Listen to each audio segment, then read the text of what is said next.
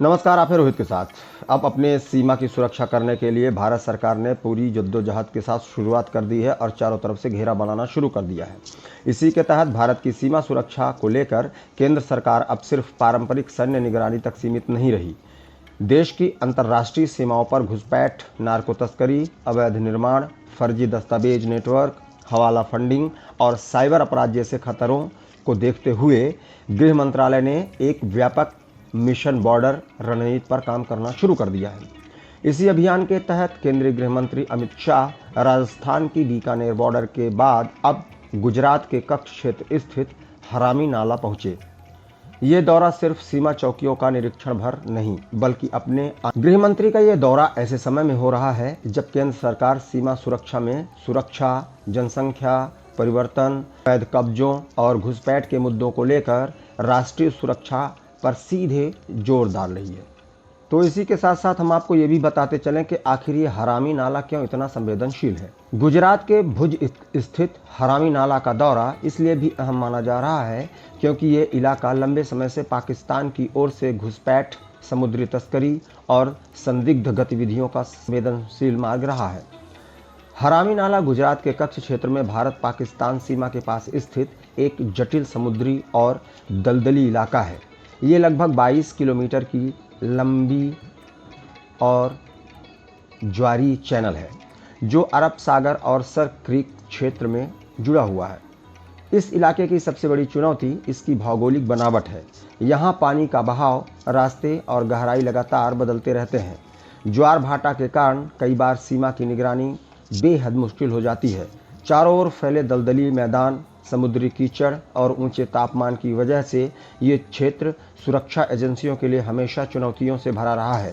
यही वजह है कि पाकिस्तान समर्थित तस्कर और घुसपैठिए इस इलाके का इस्तेमाल कर भारत में घुस जाते हैं। सुरक्षा एजेंसियों के मुताबिक इस रास्ते का इस्तेमाल कई बार हथियार, नशीले पदार्थ और संदिग्ध नेटवर्क सक्रिय करने के लिए भी किया गया।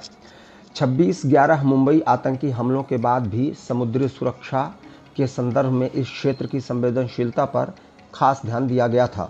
सीमा सुरक्षा बल और समुद्री एजेंसियां यहां लगातार गश्त करती रहती हैं, लेकिन इलाके की भौगोलिक कठिनाइयों के कारण निगरानी आसान नहीं हो पाती थी।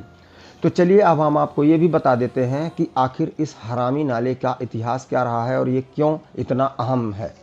तो हम आपको बता दें कि हरामी नाला गुजरात के कच्छ जिले की भारत पाकिस्तान सीमा पर स्थित एक लगभग 22 किलोमीटर लंबा दलदली समुद्री चैनल क्रेक है।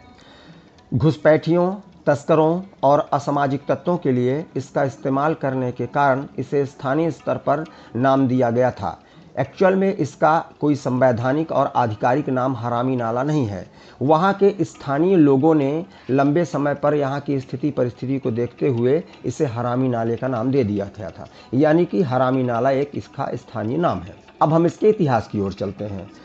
तो इसका नामकरण क्यों हुआ? तो आज़ादी से पहले जब लोग सिंध, जो कि आजकल पाकिस्तान में है, की ओर से कच्छ आते थे, तो इस दलदली और समुद्री क्षेत्र में पानी की गहराई और ज्वार भाटा, टाइड जिसे कहा जाता है, का कोई सही अनुमान नहीं लगा पाते थे। अचानक पानी का स्तर बढ़ने और खतरनाक परिस्थितियों के कारण इसे आम बोलचाल में हरामी नाला कहा जाने लगा।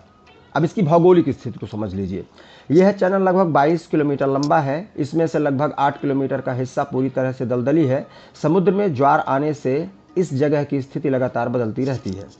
अब इसका सुरक्षा और महत्व क्या है समझ लीजिए। घुसपैठ और तस्करी के लिए अपनी अनिश्चित भौगोलिक स्थिति और मुश्किल रास्तों के कारण यह क्षेत्र हमेशा से तस्करों और घुसपैठियों के लिए पसंदीदा मार्ग बना रहा है। सुरक्षा व्यवस्था क्या रही यहाँ की? सुरक्षा की दृष्टि से यह बेहद संवेदनशील है। यहाँ सीमा सुरक्षा बल यानी कि BSF द्वारा 24 घंटे कड़ी निगरानी और पेट्रोलिंग की जाती है। सीमा का उल्लंघन यहाँ से कैसे होता है? यहाँ अक्सर पाकिस्तानी मछुआरों या घुसपैठियों के भारतीय जल क्षेत्र में प्रवेश करने की घटनाएं होती रहती हैं, जिन पर भारतीय सुरक्षा बल सख्ती से कार्रवाई करते हैं।